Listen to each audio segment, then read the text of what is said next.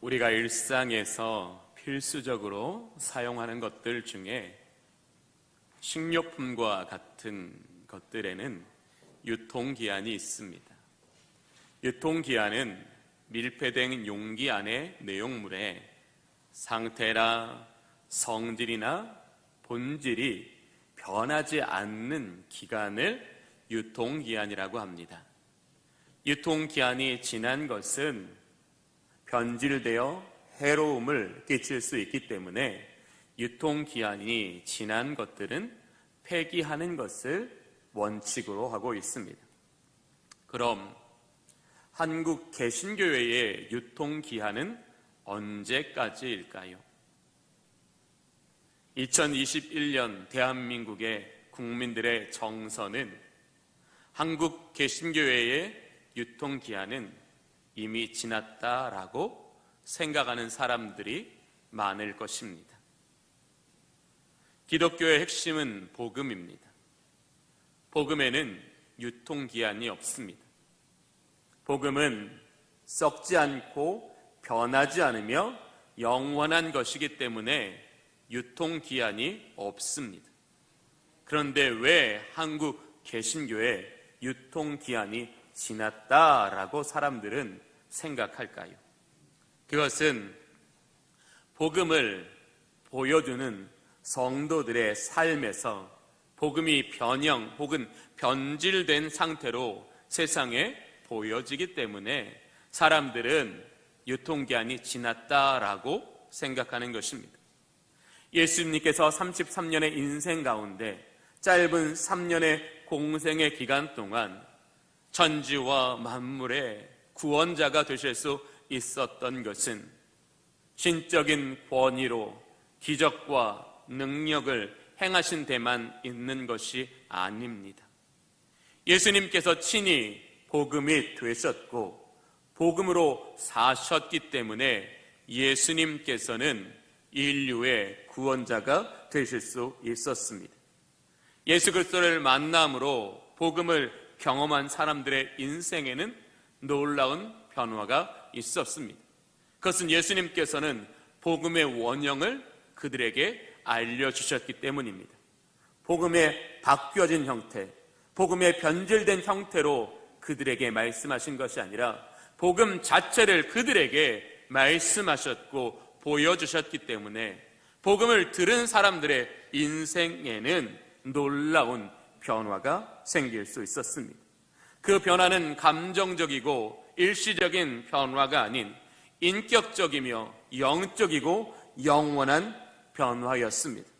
우리가 너무나 잘 알고 있는 수가성 우물가의 여인이나 삭개오, 바울 같은 사람들을 보면 복음이 그 속에 들어가 그냥 가만히 머물러 있는 것이 아니라 마치 복음은 살아있는 것처럼 그의 생각과 그의 감정과 그의 의지에 선한 영향력을 미쳐서 이전보다 복음을 믿고 복음으로 살아가는 그 삶을 드러나는 그의 생각과 그의 감정과 그의 행동들이 완전히 바뀌게 되었음을 우리는 성경을 통해 분명히 확인할 수 있습니다.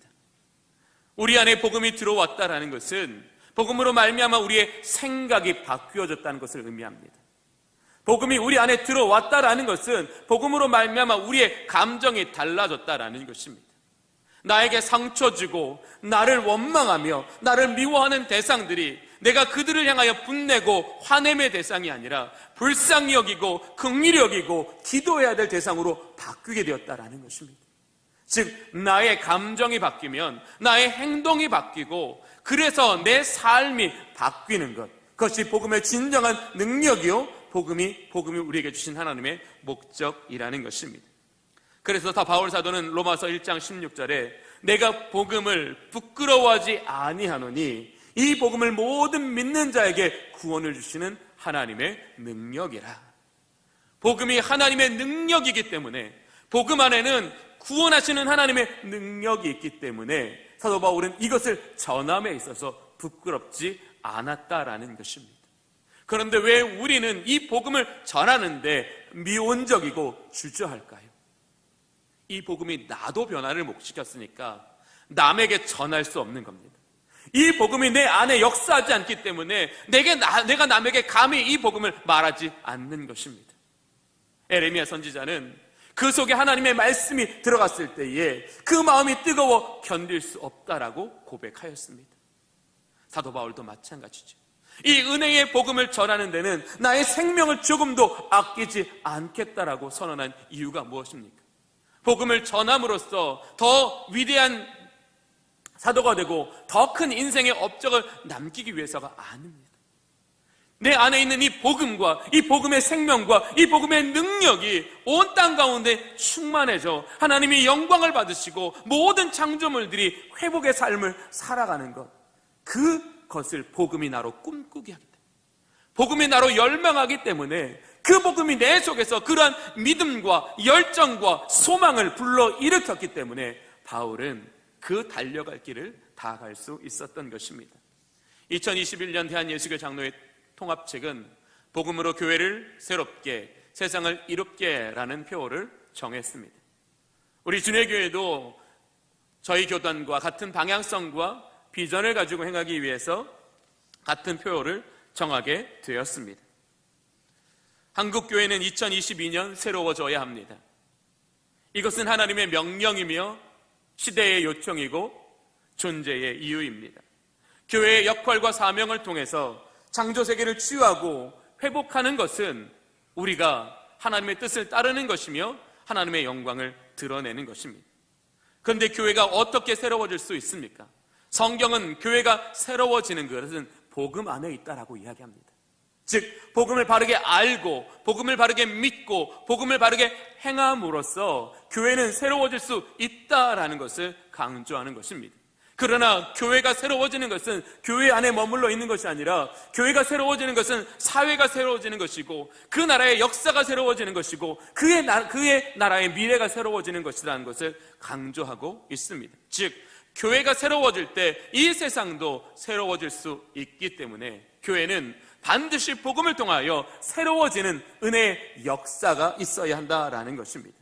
오늘 바울 사도는 본문의 말씀을 통하여 복음이 무엇이고 복음으로 새로워진다라는 것이 무엇인지를 우리에게 구체적으로 이야기하고 있습니다. 본문 5절을 보면 이렇게 말씀하십니다. 너희 안에 이 마음을 품으라 곧 그리스도 예수의 마음이니. 복음으로 사는 삶의 시작은 우리가 예수 그리스도의 마음을 품는 데서부터 시작되는 것이다라고 이야기하고 있습니다. 우리가 예수 그리스도를 믿는 하나님의 자녀가 되었으면서도 예수 그리스도의 마음을 품지 않으면 우리는 복음을 알지만 복음을 행할 수 없다라는 뜻입니다. 우리가 이전에 시기하고 질투하고 미워하고 분열하고 경쟁하는 마음으로는 복음을 살 수 없다라는 것입니다. 내가 누군가를 미워하는데 어떻게 복음으로 살겠어요? 내가 누군가를 경쟁의 상대로 보는데 어떻게 복음으로 살겠어요? 복음은 사랑하라고 하고 복음은 겸손하라고 하고 복음은 희생하라고 하고 복음은 봉사하라고 하는데 내가 저 사람이 미워 죽겠는데 어떻게 저 사람을 위해 사랑할 수 있겠냐라는 거죠. 복음으로 산다라는 것은 복음을 알았기 때문에 복음을 사는 것이 아니라 예수 그리스도의 마음을 품었기 때문에 복음으로 사는 것입니다. 예수 그리스도를 한번 볼까요? 여러분 예수님 하면 어떤 생각이 가장 먼저 떠오르십니까? 아마 여기 중에 대부분은 예수님 하면 예수님은 사랑이십니다 라고 말할 거예요. 예수님은 온유하신 분이고 예수님은 겸손하신 분이고 예수님은 희생하시는 분이다라는 마음을 여러분들은 가장 우선순위로 떠오르게 되실 것입니다. 예수님은 그런 분이셨기 때문에 정말로 아버지의 마음으로 사람을 만나고 대하고 관계를 맺고 그를 위하여 자신을 낮추어 희생하셨기 때문에 죄로 꽁꽁 묶인 마음의 문을 열어놓으실 수 있었던 거예요. 예수님께서 말씀을 이렇게 대화하셨다고 그 사람의 마음의 문이 풀려진 게 아니라는 것이에요. 우리도 누군가와 한번 대화할 때 생각해 볼까요? 우리가 그 사람보다 더 높은 위치에 서서 마치 훈계하듯이 마치 타이르듯이 누군가에게 이야기하면 그 사람은 우리의 말도 듣지 않고요 우리의 마음도 받지 않습니다. 그러나 우리가 누군가에게 그 사람보다 더 낮은 눈높이에서 그 사람을 마치 아래에서 위로 올려다보면서 걱정하고 염려하는 마음으로 그 사람에게 얼마나 힘드세요 라는 이 한마디만 해도 그 말은 그 사람의 마음을 충분히 녹일 수 있습니다. 말이 유창하고 지식이 많아야 사람의 마음을 녹이는 게 아니라는 거예요. 사람의 마음을 녹이는 건 사랑입니다. 사람의 마음을 녹이는 건 겸손입니다. 사랑의 마음을 녹이는 것은 온유함입니다. 그렇게 예수님께서 수가성 여인을 그렇게 만나주셨고 삭개오를 그렇게 만나주셔 그들이 예수님께 마음의 문을 열고 그 열린 문 안에 복음이 들어갈 때 한 사람의 인생이 바뀌게 되었다는 것이죠. 오늘 우리는 이 말씀에 귀를 기울여야 합니다. 우리가 복음을 아는 것도 중요하지만 우리가 복음으로 살아가는 것은 예수님의 마음을 품는 것으로부터 시작되는 것이라는 거예요. 예수님의 마음을 품음으로써 복음이 우리 안에 지식이 아니라 능력이 되고 복음이 우리 안에 생명이 된다라는 것을 우리는 기억해야 한다라는 것입니다.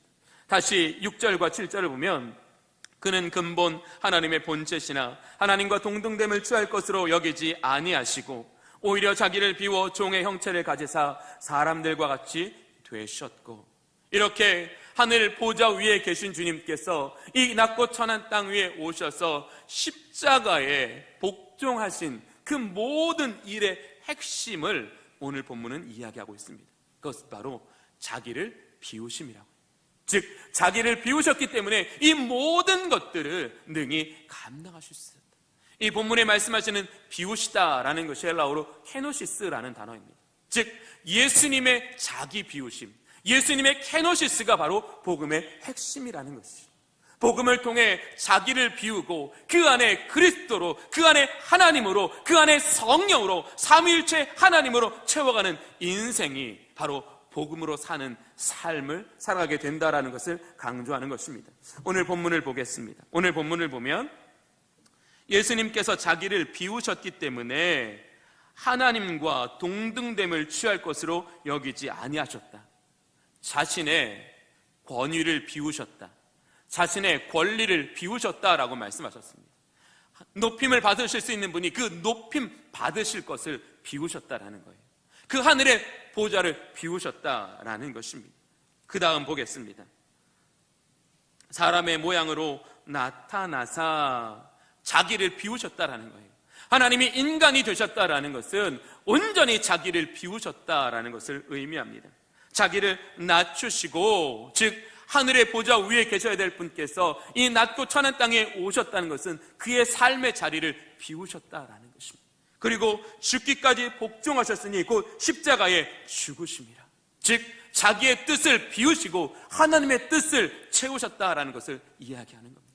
즉 우리는 나를 비울 때에, 예수 그리스도의 그 케노시스를 본받을 때에 나의 권리를 비울 수 있고, 나 자신을 비울 수 있고, 나의 삶의 자리를 비울 수 있고, 내 뜻을 비울 수 있다는 거예요.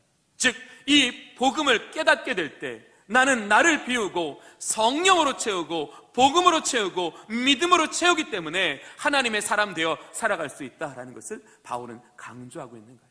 즉 복음을 알아겠다고 해서 복음으로 사는 것이 아니라 이 복음의 핵심인 이 케노시스를 알 뿐만 아니라 이 케노시스를 내 삶에 행할 때에 우리는 진정한 복음의 삶을 살 수 있다라는 것입니다. 바울은 복음의 핵심은 케노시스라고 말하면서 이 복음의 핵심인 케노시스를 우리가 본받을 때 복음으로 교회는 새로워질 수 있다라고 이야기하고 있는 것입니다. 교회를 새롭게 하기 위해서 첫 번째, 우리는 복음을 새롭게 경험해야 합니다. 복음을 새롭게 경험한다는 것은 복음을 이성이 아닌 성령의 깊은 감동으로 받고 그것을 깨달아야 한다라는 것입니다. 우리가 이 하나님을 알게 되었다면 이 하나님의 말씀 안에는 어떤 하나님의 마음이 있는지, 어떤 하나님의 뜻이 있는지, 어떤 하나님의 비전을 있는지 그것을 알기를 기뻐하고 알기를 힘써야 한다라는 거예요. 즉 그렇게 우리가 말씀에 대한 깊은 열망을 가질 때 성령은 우리 안에 이 진리의 말씀을 깨닫게 하실 뿐만 아니라 이 진리의 말씀을 통하여 우리의 심령의 관절과 골수를 찔러 쪼개셔서 우리의 인생을 바꾸어 주신다라고 이야기합니다. 오늘 우리는 복음을 아는 데서 그치는 것이 아니라 성령의 도우심을 힘입어 이 복음의 그 놀라우신 그 은혜의 깊이를, 그 놀라우신 권능의 깊이를 깨닫는 삶을 살아야 한다라는 것입니다. 왜 우리가 복음을 알지만 복음이 우리의 인생도 우리의 교회도 새롭게 하지 못할까요? 그것은 나의 필요와 목적을 따라 복음을 찾아 선택하고 사용하고 있기 때문에 그렇습니다. 힘들 때 나에게 위로가 되는 말씀을 내가 찾는 거예요. 그래서 그 위로가 되는 말씀을 찾아서 그것으로 잠깐 나의 감정에 위로를 얻게 된다는 거죠. 복음은 나의 필요를 위해 찾는 게 아닙니다. 나의 필요를 위해서 선택하는 것이 아닙니다. 복음은 내가 거기에 맞추어야 될 것입니다. 내가 복음에 나를 맞추면 맞출수록 복음은 나를 어떻게 돼요? 자유롭게 합니다. 복음은 나로 은혜로 충만하게 합니다. 복음은 나로 능력 있는 삶을 살게 한다라는 것입니다. 내가 찾는 복음과 복음 속에서 하나님이 나를 찾으시는 것은 다르다라는 것입니다. 우리 성도들은 그것을 오래 깨달으실 수 있기를 원합니다. 내가 필요한 복음을 취하는 것이 아니라 하나님이 우리에게 주는 생명의 복음을 들으는 은혜의 역사가 있으시기를 바랍니다. 복음을 우리가 깊이 깨달을 때 어떤다고요? 자기를 비우는 진정한 권리 포기의 삶을 살 수 있다는 거예요. 높임을 받을 수 있는 사람이 섬기는 자리에 나갈 수 있다는 것이죠. 가르침을 수 있는 사람이 가르침을 받는 자리에 나갈 수 있다는 것입니다. 이렇게 권리를 포기해야만 내 삶의 위치가 바뀌고 내 삶의 태도가 바뀜으로써 복음이 나뿐만 아니라 우리의 삶에 더 깊이 들어가게 한다. 특별히 교회 안으로 더 깊이 들어오게 한다라는 것입니다. 우리는 하나님의 은혜로 작년에 장로님 한 분을 세웠습니다. 그리고 장로님은 16주간의 무서운 훈련 과정을 보내셔야만 했습니다. 첫날 만나는 날 제가 책 10권을 이렇게 테이블 위에 쌓아서 드렸어요. 16주 동안에 10권 다 읽으시라고. 조금 인정이 없죠. 네. 그리고 매일 새벽 기도 오시라고 했고요. 매일 큐티하라고 했고, 그다음에 올 가을에 할 건데 백감사 노트 다 쓰셨죠, 장로님? 네, 백감사 노트를 제가 다 장로님 되시면서 그동안 하나님께서 우리에게 베풀어 주셨던 그 감사할 것을 하나하나 기록해 보시라고 백감사 노트를 다 쓰게 제가 이렇게 훈련을 했습니다. 그리고 우리 장로님 주차 봉사하시고 화장실 청소하시는 것까지 제가 꼼꼼히, 즉 우리가 교회에서 부여한 권위를 입는다는 것은 권리를 포기하는 것이다. 즉 권리를 포기할 때 우리는 권위를 얻게 된다는 것을 지식뿐만 아니라 우리의 몸이 그것을 훈련할 수 있도록 훈련의 과정 가운데 그것을 함께 하였습니다. 우리는 권위를 얻는다라는 것은 우리의 자리가 우리에게 권위를 주는 것이 아닙니다. 그 자리에서 우리의 권리를 포기할 수 있는 믿음과 비전이 있을 때 우리는 권위를 얻게 되는 것입니다. 그 권위는 성도들이 따라오는 권위입니다. 성도들이 사랑하는 권위입니다. 그 권위로 교회를 이끌어갈 때 교회는 거룩하고 영적인 성장을 경험할 수 있게 되는 것입니다. 아마 우리 교회에서 장로님이 되시는 분은 이거보다 더 힘든 교육의 과정을 함께 저랑 지나가셔야 될 겁니다. 그래서 권위란 권리를 포기하는 것이고, 권리를 포기함으로써 누군가에게 믿음의 본이 될 때 그것이 진정한 권위라는 것을 우리는 깨달아 그러한 섬김의 삶을 실천하게 될 것입니다. 즉 복음을 깨닫고 우리의 권리를 내려놓고 그래서 우리의 권위가 세워질 때 비로소 교회는 건강해진다는 거예요. 2022년 하나님 앞에 재직부서 위원장으로 부르심을 받았다라면 여러분이 해야 할 것은 권리를 포기함으로써 여러분의 자리를 낮추는 것입니다.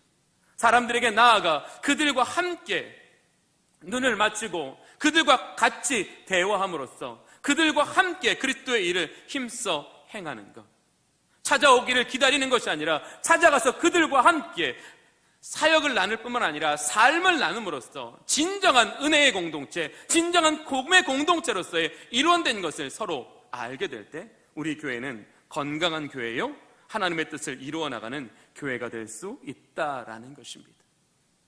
우리는 사도 바울하면 그가 사도로 부르심을 받았기 때문에 위대한 일을 행할 수 있었다라고 생각할 수 있습니다. 물론 그것도 그 인생의 중요한 한 부분이죠. 그러나 그가 사도였기 때문에 위대한 일을 행한 것이 아니라 그가 복음을 믿고 복음을 행했기 때문에 직분을 감당하게 된 것입니다. 즉 복음 없는 직분은 없다라는 겁니다. 바울이 복음에 충실했기 때문에, 복음을 따라갔기 때문에 그 복음이 그의 직분을 능히 감당하게 하여 주셨다라는 것입니다. 그게 바로 복음의 핵심입니다. 우리가 교회에서 주어진 사명을 감당하고 교회를 발전시키기 위해서는 뭐가 된다고요? 복음이 되어야 된다는 거예요. 내가 복음을 깨닫고 복음에 순종하여 복음을 따라 살아갈 때에 그 복음은 우리에게 지혜가 되고 그 복음은 우리에게 능력이 되고 그 복음은 우리가 성도들과 연합되게 함으로써 교회를 새롭게 하고 교회를 아름답게 이루어가게 한다라는 것입니다. 성경에는요, 이 복음의 중요성을 늘 우리에게 보여주는 여러 명의 사람이 있어요. 성경에는 사도들만 기록되어 있는 게 아니잖아요. 우리가 보면 저는 성경에서 참 좋아하는 인물 중에 한 사람이 브루스길라와 아굴라의 부부입니다. 그 다 바울을 도와 정말 위대한 선교 사역을 했는데 이 브루스길라와 아굴라의 이름은 잘 안 드러나요. 빛도 없이 소리도 없이 정말 이 위대한 사도의 이 바울을 도우면서 그것이 자기에게 주신 하나님의 은총인지를 깨닫고 드러나는 것이 아니라 오히려 감추어지면서도 능히 그 일을 기쁨으로 감당할 수 있었던 이유가 뭘까요? 그 속에 복음이 뜨거웠기 때문에, 그 속에 복음이 그 영혼을 도우셨기 때문에 그래요. 그 사람만 있습니까? 자주장사 루디아라는 이름도 있습니다. 바울이 그렇게 나의 자매 베베라는 사람이 있습니다. 이 베베라는 인물은 무슨 일을 했는지도 나오지 않아요. 그러나 나의 자매, 나의 신실한 동역자 베베라는 그 이름도 성경은 나와 있습니다. 왜 하나님께서 이런 이름들을 성경에 기록해 주셨을까요? 복음으로 사는 사람들의 인생이 이렇게 영원히 빛나는 이름으로 하나님께서 기억하신다. 그 이름은 누군가에게 위로가 되고 그 이름은 누군가에게 도전이 된다. 즉 위대한 일을 행하지 말고 복음으로 살라. 복음으로 살면 너의 길이 평탄케 되고 너의 길이 형통케 되어 누군가에게 기억이 남는 이름이 될 것이다 라는 것을 이렇게 보여주시는 거예요. 즉 복음이 먼저라는 거예요. 내가 복음을 깨닫고 복음에 순종할 때에, 그래서 그 복음으로 말미암아 주시는 감동과 능력으로 교회를 섬길 때에 교회는 새로워질 수 있다라는 것을 이야기하고 있는 것입니다. 저는 여러분에게 간절히 소망합니다. 2022년은 복음으로 새로워지는 저와 여러분이 될 수 있기를 원합니다. 예수 그리스도의 그 케노시스를 본받아서 높은 곳이 아닌 낮은 자리에서 그리스도를 본받아 섬기며 봉사하는 저와 여러분이 될 수 있기를 원합니다. 그때 진정한 교회에게 변화가 일어나고 교회의 성장이 일어나는 것입니다. 두 번째, 교회를 새롭게 하기 위해서는 예배를 새롭게 해야 합니다. 예배의 가장 큰 은혜는 성령의 기름 부으심이 있다라는 것입니다. 예배하는 모든 성도들에게 성령의 기름 부으심은 그 머리부터 그 발끝까지 온몸에 은혜를 입게 하시는 것입니다. 진정으로 영과 진리로 하나님을 인격적으로 만나고 그분의 은총과 그의 도우심을 힘입어 성령으로 말미암아 새로워지기를 갈망하는 마음으로 예배를 드리는 사람에게 성령은 그의 온몸에 은혜가 하나도 안 미친 곳이 없게 만드신다라는 겁니다. 그것이 예배라는 거예요. 예배는 하나님의 성령께서 그분의 말씀을, 그분의 은혜를, 그분의 사랑을 우리의 온몸에 하나도 못 미치는 것이 없도록 우리 가운데 충만하게 부어주시는 것, 그게 바로 예배라는 거예요. 그 예배 안에서 우리가 진정한 죄의 고백을 통하여 하나님께서 우리를 그의 아들의 피로 속량하셨다라는 그 구원의 확신과 그 죄사함의 은혜가 있을 때 우리는 이 복음을 철저하게 믿고 따르게 되는 거예요. 우리는 예배를 통해서 하나님께서 우리에게 치유와 회복을 주시고 깨달음과 비전을 주시고 감동과 열정을 주시는 인격적인 은혜를 경험할 때 우리는 형식적이고 습관적인 예배가 아니라 능동적이고 참여적인 예배를 드릴 수 있다라는 것입니다. 우리는 2022년 능동적이고 참여적인 예배를 드리기를 원합니다. 그러기 위해서 우리는 성령의 충만한 임재를 갈망하며 그 안에서 우리의 모든 마음과 인격을 다해 하나님을 높이는 영적인 예배를 드리시기를 원합니다. 그 예배 가운데 하나님의 놀라운 치유의 은혜가 있습니다. 회복의 은혜가 있습니다. 새롭게 하심의 은혜가 있습니다. 예배를 드린 후에 나 같은 죄인을 기뻐 받아주시고 연약한 내 영혼에 은혜를 채워 나로 하여금 육신이 아닌 성령으로 살아가게 하시는 그 하나님의 위대한 감동을 가지고 세상으로 나아가는 것, 이것이 바로 복음의 시작이라는 거예요. 내 삶의 진정한 축복의 시작이라는 것을 우리에게 이야기하고 있는 것입니다. 예배를 통하여 우리가 복음을 깊이 경험할 때 우리는 이 복음이 우리를 살리는 하나님의 능력이 됨을 경험한다는 거예요. 저는 예배를 뭐로 설명할까? 예배를 설명하는 데는 되게 많은 게 있겠지만 예배를 이렇게 한번 설명해 보고 싶었어요. 여기 못이 하나 있다고 보이시죠? 못. 네, 보이시죠? 네, 못이 있어요. 못은 끝에 어떻게 해요? 뾰족하죠. 그래서 제가 여기다가 힘을 좀 꾹 위에서 꾹 눌러서 여기 좀 홈을 파서 이렇게 하면 얘는 서 있을 수는 있습니다. 그렇죠? 그런데 진공상대처럼 아무런 외부적인 영향이 없을 때는 얘가 서 있겠지만 조금만 바람이 불어도 이거는 금방 넘어집니다. 복음을 안다는 것은 딱 그 정도의 상태라는 겁니다. 예배는 뭐예요? 복음이 우리 속에 깊이 뿌리 박히게 하는 경험입니다. 왜 우리가 예배를 잘 드려야 돼요? 예배가 우리의 영혼에 복음이 뿌리 내리게 하기 때문에 그래요. 이 복음의 깊은 감동과 이 복음의 깊은 능력이 우리 속에 견고하게 뿌리 박히면 뿌리 박힐수록 우리 인생은 안 넘어진다니까요. 우리의 인생이 넘어지는 것은 우리의 은혜가 감정적 은혜이기 때문에 그래요. 순간적인 은혜이기 때문에 그래요. 그러나 하나님께서 이 예배를 통해 주시는 은혜는 결코 순간적이도 일시적이지도 않다라는 거예요. 왜? 우리가 그런 복음의 열망이 없기 때문에, 성령을 향한 사모함이 없기 때문에 우리는 여기서 감동을 받지만 그 감동이 우리의 인생에 아무런 영향도 미치지 못한다. 저는 우리 주님의 교회가 2022년 성령의 기름 부으심이 있는 예배가 되기를 원합니다. 성령의 기름 부으심을 통해서 복음이 우리의 영혼에 뿌리 내리는 예배가 되기를 원합니다. 그렇게 우리가 복음을 예배를 통해서 복음이 우리 속에 더 깊이 들어와 우리의 생각과 우리의 마음과 우리의 행동을 고치시는 것을 경험할 때 우리는 비로소 하나님이 기뻐하시는 존재가 되고 우리의 삶은 하나님의 은혜의 통로가 될 수 있다라는 것입니다. 예배에 성공한 사람들은 언어가 달라요. 예배에 성공한 사람들은 행동이 다르고 태도가 다르고 시각이 달라져요. 그래서 사랑받는다니까요. 주장하던 자세에서 듣고 경청하는 자세로 바뀌면 우리는 주변 사람들한테 환영받습니다. 사랑받습니다. 왜 내가 출중한 능력을 가지고 있음에도 그들에게 어떤 영향력도 미치지 못할까? 그것은 주장하는 자세로 우리가 그들을 만나기 때문입니다. 그러나 겸손히 섬기는 자세로, 희생하는 자세로 그들을 만나게 된다면 그들은 우리의 복음에 귀를 기울일 것입니다. 우리의 삶을 통해 드러나는 그 복음을 자기도 경험하고자 할 것입니다. 이것이 진정한 선교적인 삶이라는 것입니다. 우리 2022년도에는 더 참여적이고 능동적인 예배를 통해서 성령의 기름 부으심이 우리의 온 몸과 우리의 온 마음에 흘러 넘쳐서 예배의 기쁨과 감격을 가지고 교회를 새롭게 하는 저와 여러분이 될 수 있기를 원합니다. 세 번째, 교회가 새로워지기 위해서는 비전이 새로워져야 합니다. 바울은요, 그의 인간적인 면모만 보면 참 위대했던 사람입니다. 그는 출신도 좋았고요, 배움도 좋았고요, 그리고 그가 타고난 언변도 너무나 좋았던 사람입니다. 즉 성공할 수 있는 성공 DNA가 충분했던 사람이라는 거죠. 그러나 그렇게 뛰어난 DNA를 가진 이 사울은 어떤 일을 했습니까?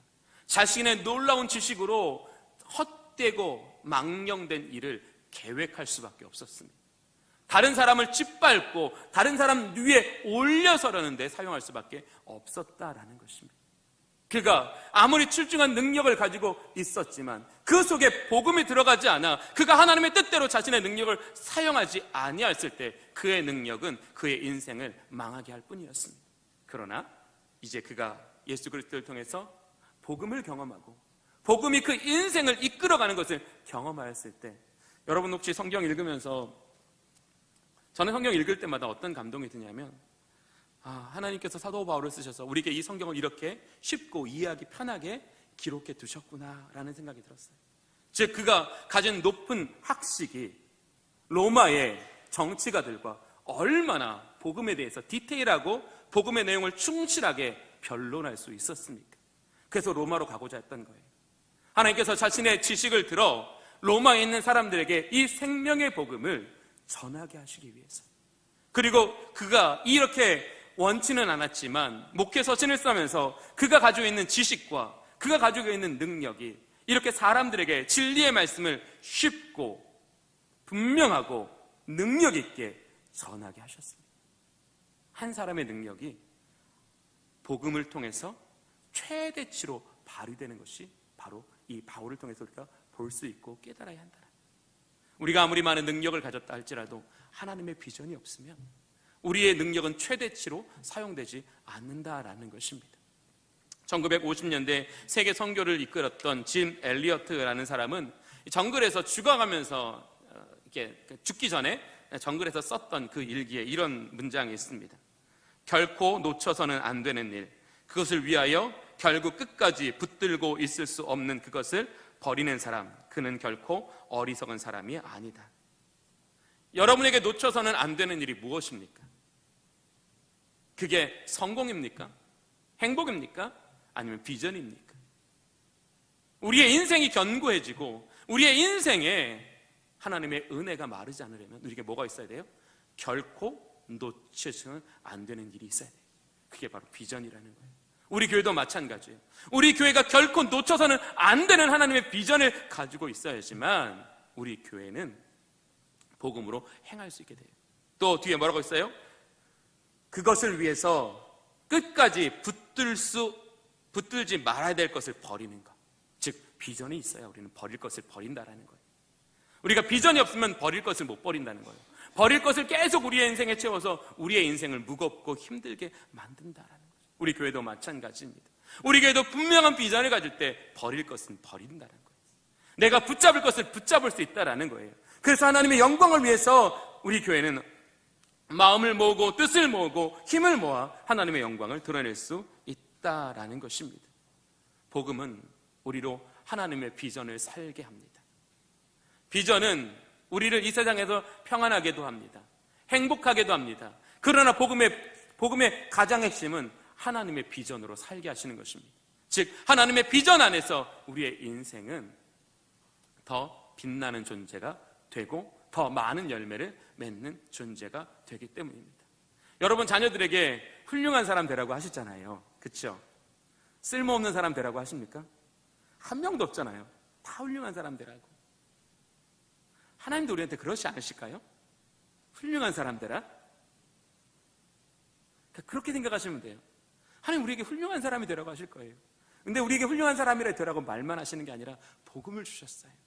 복음을 몸으로 보여주셨어요. 그래서 우리가 예수 그리스도를 본받으면 우리는 훌륭한 사람이 될 수 있습니다. 짐 엘리어트는 이런 말을 했어요. 나의 비전은 이 세상에 하나님의 발자국을 남기는 것이다. 그는 비록 짧은 인생을 살아갔지만 그가 이 세상에 남겨둔 발자국은 실로 작지 않습니다. 우리도 마찬가지입니다. 우리가 하나님의 비전을 가질 때 이 세상에 하나님의 발자국을 드러낼 수 있습니다. 우리가 드러내는 하나님의 발자국만큼 그것이 우리의 인생의 크기가 될 것입니다. 그것이 우리 교회의 크기가 될 것입니다. 전 우리가 하나님의 비전을 따름으로써 부흥하고 성장하는 교회가 되기를 원합니다. 그러기 위해서 어떻게 된다고요? 복음으로 비전을 새롭게 해야 돼요. 복음을 통해서 비전을 새롭게 세워나가는 교회가 될 때 우리는 이 땅에 교회의 역할과 사명을 감당함으로 소금이 되고 빛이 되는 교회가 될 수 있다라고 말씀하시는 것입니다. 2022년 오늘 우리는 복음으로 교회를 새롭게 세상을 이롭게 하는 그런 주님이 들어 사용하시는 교회가 되기를 간절히 바랍니다. 기도하겠습니다. 좋으신 하나님 아버지, 주님의 교회를 사랑하여 주시어서 하나님 2022년도에는 복음으로 교회가 새로워지게 하여 주시옵소서. 세상을 이롭게 하는 교회가 되게 하여 주시옵소서. 복음을 통하여 예수님의 케노시스를 알 뿐만 아니라 깊이 깨닫게 하여 주시옵소서. 예수님의 케노시스를 본받아 예수님처럼 사랑하며 섬기며 봉사하며 희생하는 삶을 살게 하여 주시옵소서. 그를 통하여 교회가 새로워지게 하여 주시옵소서. 예배가 새로워지게 하여 주시옵소서. 비전이 새로워지게 하여 주시옵소서. 하나님께서 세우시는 주의 교회 되게 하여 주시옵소서. 예수 그리스도의 이름으로 기도합니다. 아멘.